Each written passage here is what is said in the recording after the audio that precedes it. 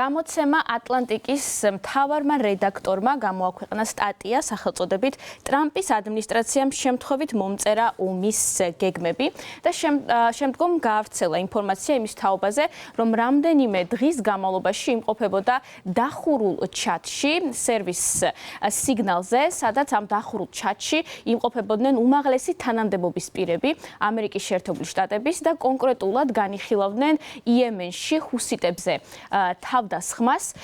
თავდაპირველად როგორც გოლდბერგი ყვება, ეს ყველაფერი ნამდვილი არ ეგონა და განსაკუთრებით არ აქცევდა ყურადღებას, თუმცა მას შემდეგ რაც დაიწყო ნამდვილად ბომბების სცენა და ეს საჯაროდ გახდა შემდგომ ცნობილი, ის მიხვდა, რომ იმყოფებოდა ნამდვილ ჩატში.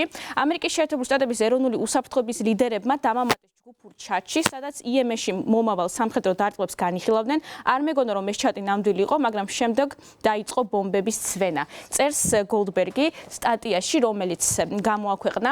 სტატიაში გამოყენებული ჩატის ეგრეთ წოდებული სკრინშოტების მიხედვით, ამ მესენჯერში სიგნალში იმყოფებოდნენ ამერიკის შეერთებული შტატების თავდაცვის მინისტრი პიტ ჰექსეთი, ეროვნული უსაფრთხოების მრჩეველი მაიკ უოლცი და ამერიკის შეერთებული შტატების ვიცე-პრეზიდენტი ჯეიდი ვენსი და ასევე სხვები. დაახლოებით საუბარი არის 18 ადამიანზე, რომელიც იმყოფებოდა ამ ჩატში, სიგნალში.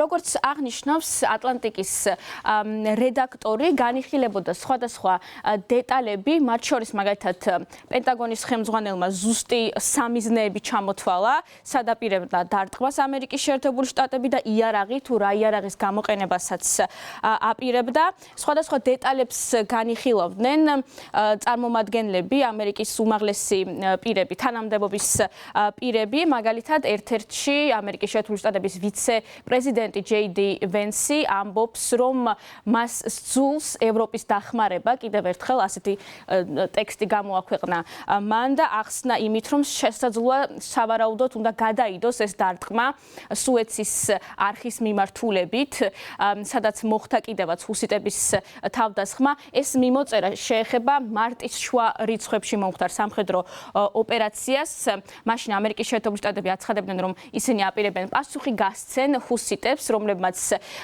თავდასხმა განახორციელეს წითელ ზღვაში, ამერიკის შეერთებული შტატებისთვის მნიშვნელოვან სავაჭრო პუნქტზე, სატრანსპორტო მარშრუტზე და სწორედ ამასთან დაკავშირებით ჯეიდი ვენსი იწერება, განიხილავს, რომ აქ გადის ამერიკის შეერთებული შტატების ვაჭრობის 3%, ხოლო ევროპისთვის გადის 40% ვაჭრობისა და მას სძულს ევროპის დახმარება კიდევ ერთხელ. ამის გამო ასეთი ტექსტი აქვს დაწერილი ჯეიდი ვენს და შემდგომ ამ საკითხს განიხილავენ.